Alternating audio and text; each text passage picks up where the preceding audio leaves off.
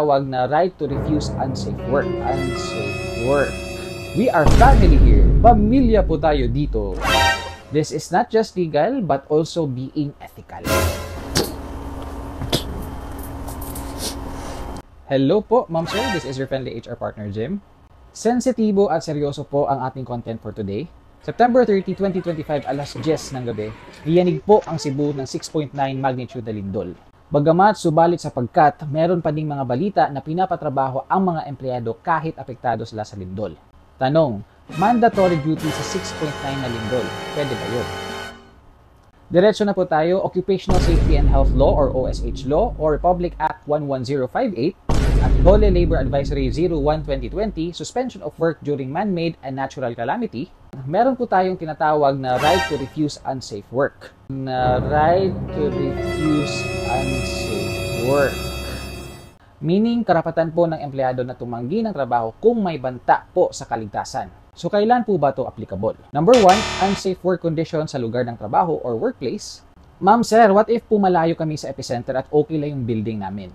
If sigurado po tayo na safe at okay ang workplace, right to refuse unsafe work ay hindi po applicable. With the assumption na in-inspect ng maigi ng kumpanya ang building after the earthquake. Pero company, let's be sure na safe talaga ang pinagtatrabahuan or ang workplace kasi if hindi, it may escalate to legal action. Number 2, unsafe work conditions going to work.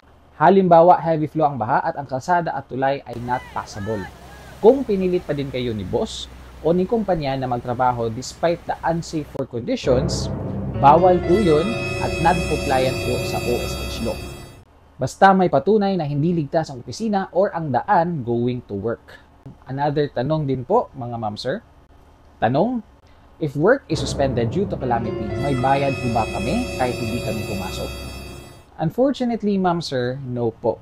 It follows the no work, no pay rules.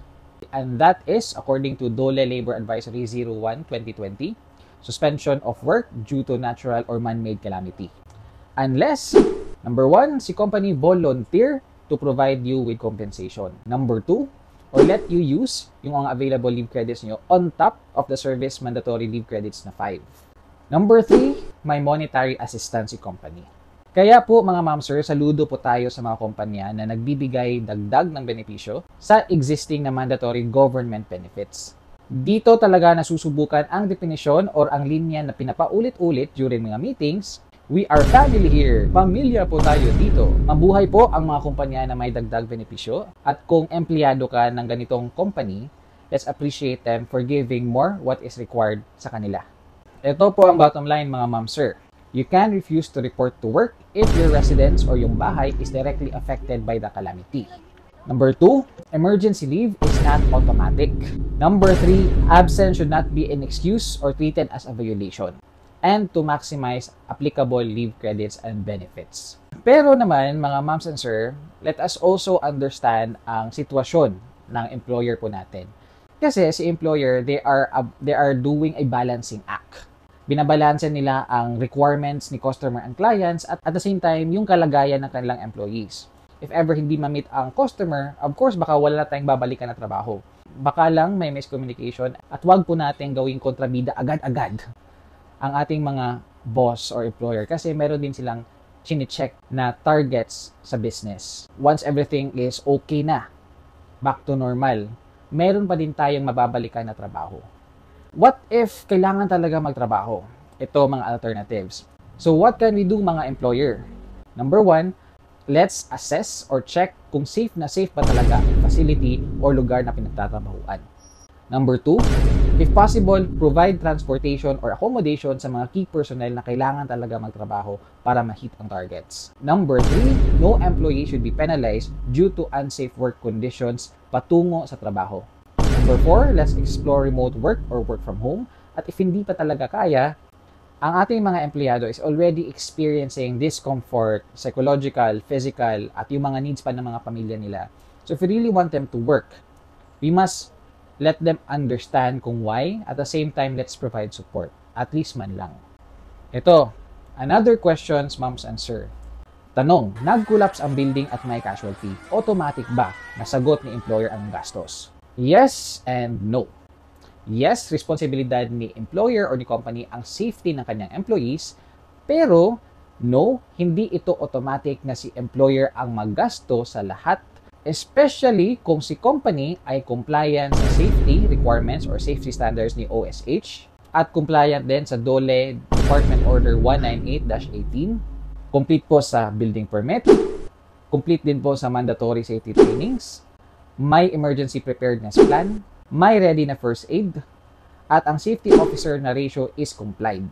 If ever hindi compliant si company sa OSH standards or safety, liable po siya and may require them na sumagot sa gasto ni employee. Or else, this can be escalated to a criminal liability.